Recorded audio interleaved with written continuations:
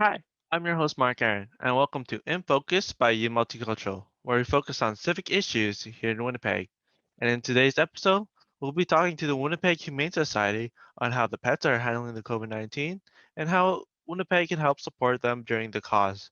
With me right now is the CEO of Winnipeg Humane Society, Jessica Miller. Jessica, how are you doing today? Hi, I'm good. Thanks for having me today, Mark. Yeah. So, can you tell us a little bit about yourself? Yeah, so I'm new to the Humane Society as the CEO. I've joined almost 2 weeks ago now. So I'm here in my new office today, getting to know the place. I do have a long background with the shelter. I began as an employee here almost back in 2010, I believe. And so all these years later, here I am back again. I'm coming from St. Boniface Hospital Foundation, where I was the vice president of communications. And so, yeah, just getting to know all the staff, perusing the animals every day, which is the best part of the job, and loving it so far. So, can you tell us what is the Winnipeg Humane Society? Yeah, so the Winnipeg Humane Society, a lot of people don't know, but it's one of the oldest charities in Manitoba. We've been around for 127 years now. We started out basically for the protection of women and children, and later evolved into the protection of animals. And so our mission is to protect animals from suffering and to promote their welfare and dignity. And when I say that, I mean all animals. So not just cats and dogs, but farm animals, birds, everything. So we're all about moving the needle forward in terms of animal welfare on all fronts. And we help about 10,000 animals a year through the different initiatives that occur at the shelter. And we are donor funded. A lot of people think we're government funded, but we're not. So our operating budget is about 6.5 million. That 6.5 million gets spent every year, and then we fundraise it all over again so we can do the great work the next year. And how has COVID-19 affected the Winnipeg Humane Society with like the animals and the staff as well?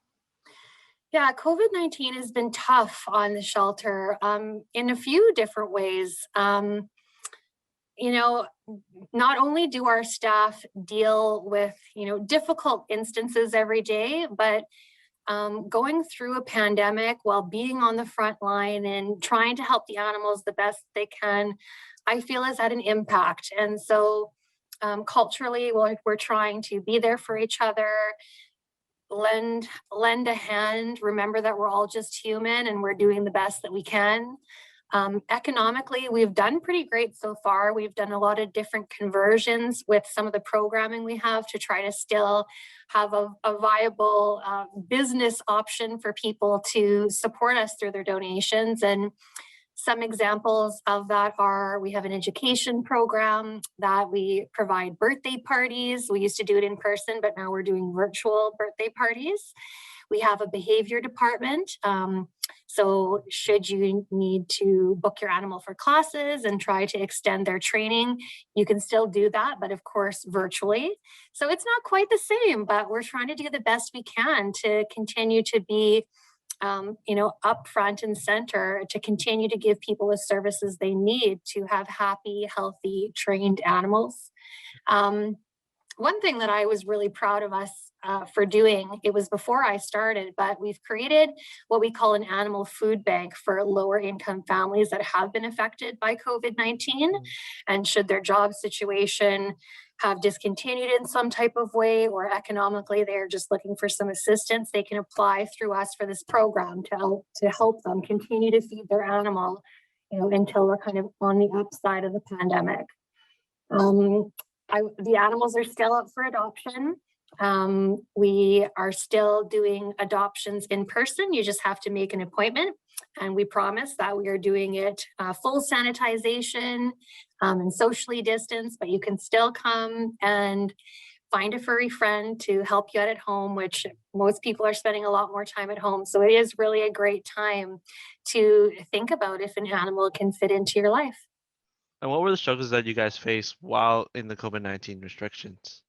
Yeah. So as I mentioned before, we are publicly funded by donors. We don't receive government funding, and we need every single cent that we get to actually operate. We don't have a surplus of funds every year. So a lot of what we do is fundraising. We go into the community and we ask donors to support us. And one of the ways that we were doing that in a big way prior to the pandemic was through events. And of course, it's really hard to have an event. For instance, we had a bow wow ball that was, a black tie type of dinner at the Fairmont Hotel. We had our Pause in Motion event, which is a great big walk for people and their pets at Assiniboine Park. And we just can't do that in person right now. So we've converted a few of our events to try to be virtual, touchless, and I would say that it's gone well, but we just can't reach the same level of profit that we had before because it's just different. And I do think that there's some donor fatigue occurring as well. People are going through tough times, and it's hard to kind of look at their own economic situation and know, can I give this donation without it having a big personal effect to me? And so we're still trying to fundraise as best as we can through the options that we have available. But of course, still out there asking people to go online, go to our website. We just recently had a 50-50, which thankfully sold out. Yay! And so we are announcing the winner of that tomorrow. But it's a great way for us to continue to bring in these funds that we need to operate. And would you say was there an increase or a decreased amount of adoptions in the Winnipeg Humane Society because of COVID-19? Yeah, so that's a really great question because at first it seemed like there wasn't an increase. We were still having a lot of our animals in adoption. We were kind of wondering why that was occurring since everyone was home. As of late, we've had an increase in adoptions, and just the other day we were quite empty. And I thought, well, that's great. Then again, yesterday I was in there and we're full. And so we're just kind of going with the flow of the animals that have needs. They're coming into the shelter. When animals do come into the shelter, there's a process that occurs kind of on the back end of things in terms of vet check, any clinical appointments that they need to go through, a behavior assessment. And so all of that takes time. So, you may someday come in and see, oh, well, there's not a lot of animals, but likely there is, and they're just going through the process that it takes to make sure that they're very happy, healthy, and safe when they come in adoption. So I would say that we're still trending well. We don't have too many animals, but there are still lots of animals that need homes.